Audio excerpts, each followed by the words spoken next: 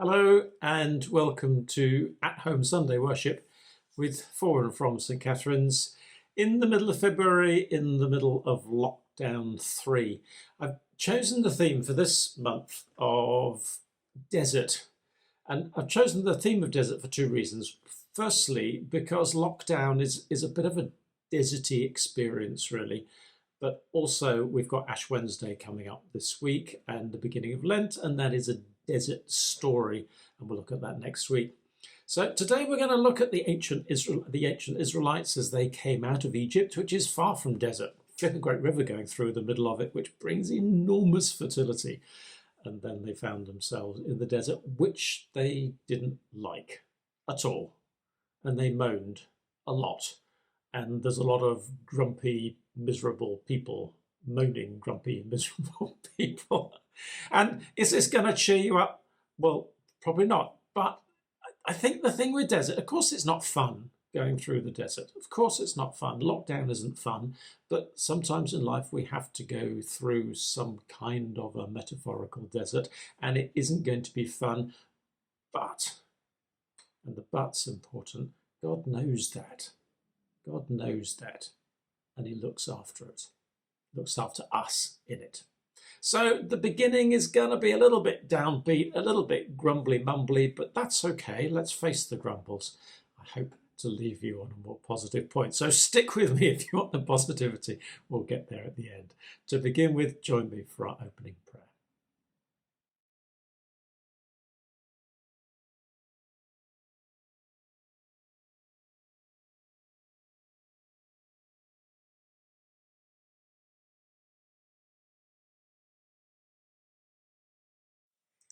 And on to our first reading, which comes from the book of Numbers.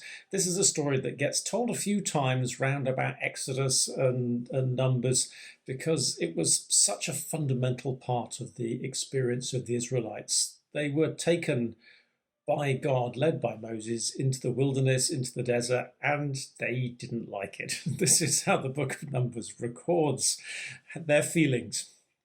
Now, when the people complained in the hearing of the Lord about their misfortunes, the Lord heard about it, and his anger was kindled. And then the fire of the Lord burned against them and consumed some outlying parts of the camp. But the people cried out to Moses, and Moses prayed to the Lord, and the fire abated. So that place was called Taberah, because the fire of the Lord burned against them. The rabble amongst them had a strong craving. The Israelites also wept again, and they said, if only we'd had meat to eat. We remember the fish we used to eat in Egypt for nothing. The cucumbers, the melons, the leeks, the onions, the garlic. But now our strength is dried up, and there is nothing at all but this manna to look at. Now, the manna was like coriander seed, and its colour was like the colour of gum resin. And people went around and gathered it and ground it in mills or beat it in mortars and then boiled it in pots and made cakes of it. And the taste of it was like the taste of cakes baked with oil. When the dew fell on the camp in the night, the manna would fall with it. Moses heard the people weeping throughout their families, all at the entrances to their tents. And then the Lord became very angry, and Moses was displeased. So Moses said to the Lord, why have you treated your servant so badly? Why have I not found favour in your sight, that you lay the burden of all this people on me? I didn't conceive all this people. I didn't give birth to them. That you should say to me, carry them in your bosom, as a nurse carries a suckling child, to the land that you promised on oath to their ancestors. Where am I going to get meat to give all this people? For they come weeping to me and say, give us meat to eat. I'm not able to carry all this people, for they are too heavy for me. If this is the way that you're going to treat me, put me to death at once. If I've found favour in your sight, do not let me see my misery. One of the things I love about the Bible is its brutal honesty. It doesn't give us artificial saints. It doesn't give us people who are just squeaky clean and perfect and syrupy and good in all circumstances. And this is a glorious passage because everybody's grumpy, even God. The Israelites are grumpy with Moses. Moses is grumpy with God. God's angry with the Israelites. And everybody's having a moan at everybody about it. Moses is moaning at God. God's sending fire on the Israelites, and the Israelites are wishing they were back in Egypt with their fishing lines and fishing hooks where they could get a free meal. Well, actually, they were getting a free meal. They were getting manna, but they didn't want that because they were thinking about the cucumbers and the garlic and the melons. It's not easy. It's not easy. And sometimes life is like that. Sometimes life takes us into the desert, into the wilderness, into the sparse places, the difficult places, the challenging places. And we are in one of those places at the moment. We're missing the hugs, we're missing the conversations, we're missing the friendship, we're missing the opportunities to get together and be together and keep ourselves fit and entertained in the way that we like it or whatever. We're missing all of that. What is interesting in this story is that God is doing this to them deliberately. And he's doing it, I think, so that they can get to know themselves and get to know God, but actually to get to know themselves. What kind of a people are they? The thing with the Israelites is that they weren't exactly slaves. They were victims of forced labor. They were definitely oppressed, no doubt about that. And when you're a victim of forced labor, your day doesn't give you any choices. You've just got to do what you've got to do. You've got to do what your taskmasters tell you have to do. And you've got to provide for yourselves and provide for your family. And life goes on. Life has a routine. They'd been in that situation for many, many years. And you don't really stop to think about yourself. You don't really stop to think, well, who am I? And when you do stop to think, who am I, then you don't necessarily like what you discover. And I think that lockdown has been that kind of a wilderness for us. We've been stripped away from our normal patterns, our normal businesses, our normal distractions. And we've been faced with ourselves. We've been faced with ourselves and our relationship with God. And actually, we've been faced with that question of do I like myself? And is my pattern a good one? Are my habits helpful ones? This lockdown experience has forced us to ask these questions, and I think they're good questions. So as we go into the beginning part of the service, the beginning part of the story, it was 40 years of it for the Israelites. Hopefully lockdown's going to be shorter. Let's take the opportunity that it gives us to look at ourselves, to look at our lives, to look at our priorities, to look at our choices, to look at our habits, and think before God. Could I be better? The things I need to learn about myself.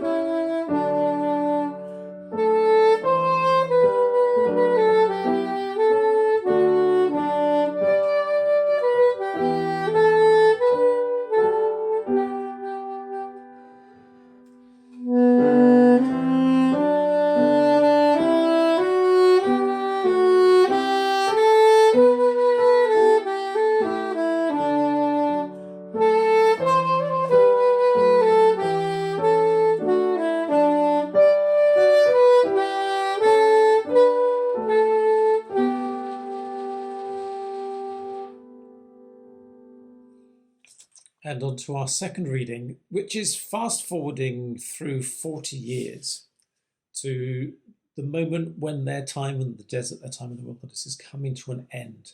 And Moses has gathered all the people around to look back on how this experience was for them before they move in to take possession of their new land.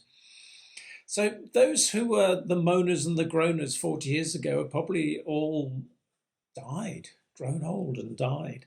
Those who were little kids at that time who just about remember Egypt are now the ones who are in charge and the leaders of the community. And there's a whole new generation of youngsters who've been born since then who know nothing of Egypt and have no experience other than the desert experience and the eating of manna on a daily basis.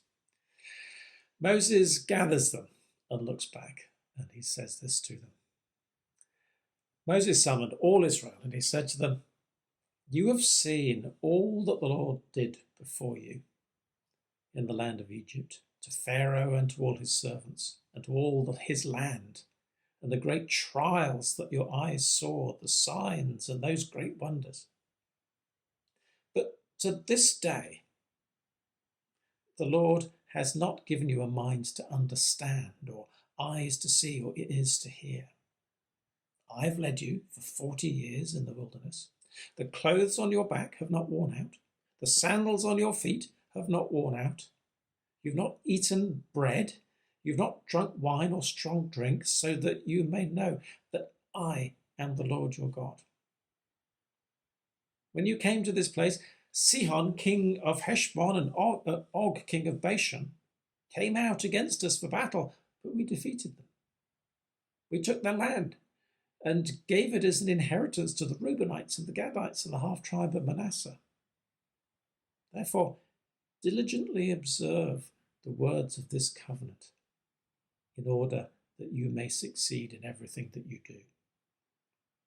You stand assembled today, all of you, before the Lord your God, the leaders of your tribes, your elders, your officials, all the men of Israel, your children, your women, your aliens who are in your camp, both those who cut your wood and those who draw water, to enter into the covenant of the Lord your God, sworn by an oath, which the Lord your God is making with you today, in order that he may establish you today as his people, so that he may be your God, as he promised to you and as he swore to your ancestors, to Abraham and to Isaac and to Jacob. This year of lockdowns has had some challenges, some difficulties, some losses. We've shared those, but there's been positives, and it's been good to share some of those. It's been good to see that we had as good a list of positives, well, almost as good a list as positives of negatives. Have to say, on balance, I think probably we were quicker on the negatives than the positives, but like the ancient Israelites. But I'll tell you one thing, this year of lockdowns has been hard on my slippers. Look at them. Look at my poor old slippers. They're falling apart. They've never got so much use living in a house with hard floors.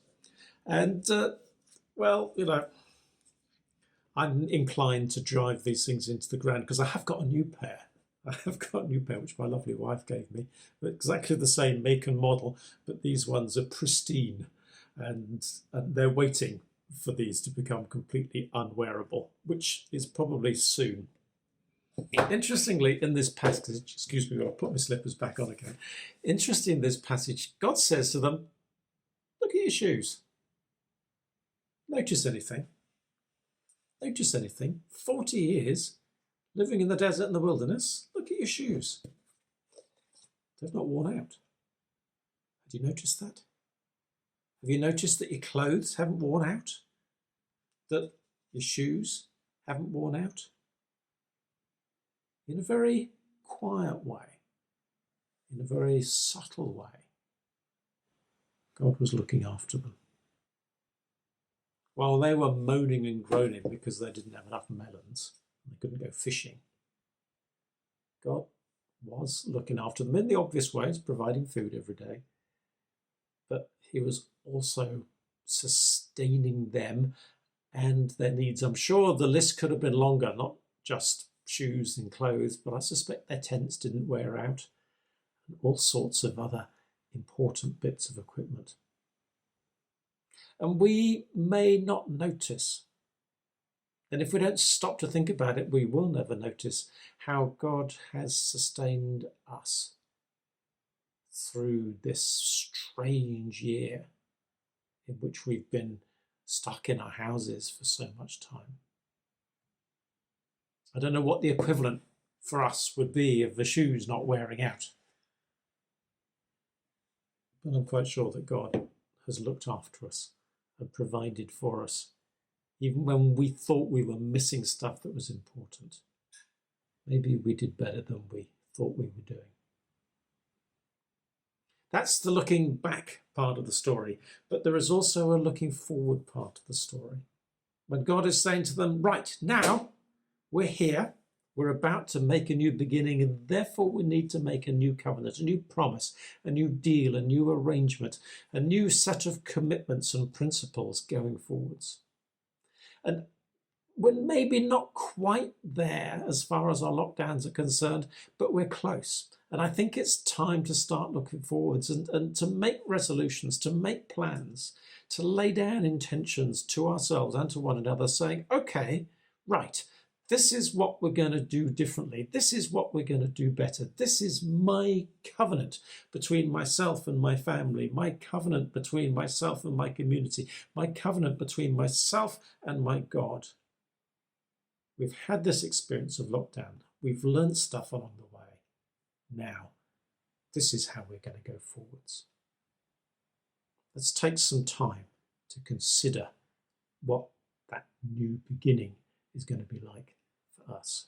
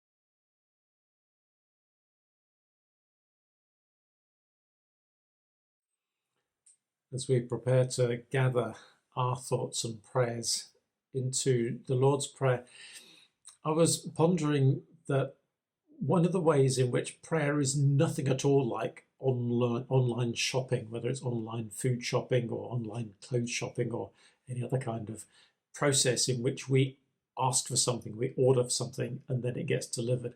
One of the ways that prayer is nothing like that is that God provides before we ask. God knows what our needs are. I don't imagine that those ancient Israelites in the wilderness prayed to God to sustain their sandals. He just did that because he knew they needed it, and he was quietly looking after them. And that's the relationship we have with God. It's not an ordering things off God relationship, but a partnership in which he looks after our needs and we can look after the needs of those who he loves, who need some help. Let's join together in the prayer that Jesus gave us. Our Father, who art in heaven, hallowed be thy name.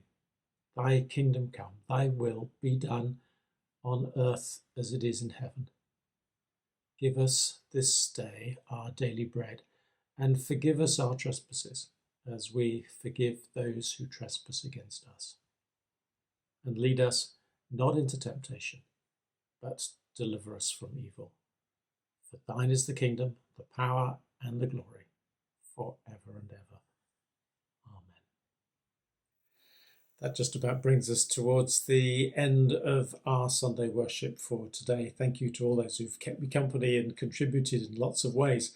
And it brings me to that moment when I raise a toast to our Heavenly Father in something which seems somehow appropriate. Today was a difficult one. I thought, well, I could go for water, but I had water last week, so I wanted to do something different. And then my mind went to the ancient Israelites moaning about the fact that they couldn't eat melons any longer. They were missing their melons. So I'm going to toast God in tomato juice. I know melons and tomatoes aren't exactly the same thing, but I'm guessing that if they had tomatoes in ancient Egypt, I have no idea whether they did or where tomatoes come from, that they would have been missing tomatoes as well. So I'm going to toast God in some tomato juice, a little dash of Lea and Perrins to add to the flavour. Other Worcestershire sauces are available. To our wonderful Heavenly Father, who provides for us, who knows what we need, and looks after us even when we feel groany and grumpy, and who leads us forward through the difficult and barren times to new beginnings, new opportunities, new resolutions. To him, our love and our commitment.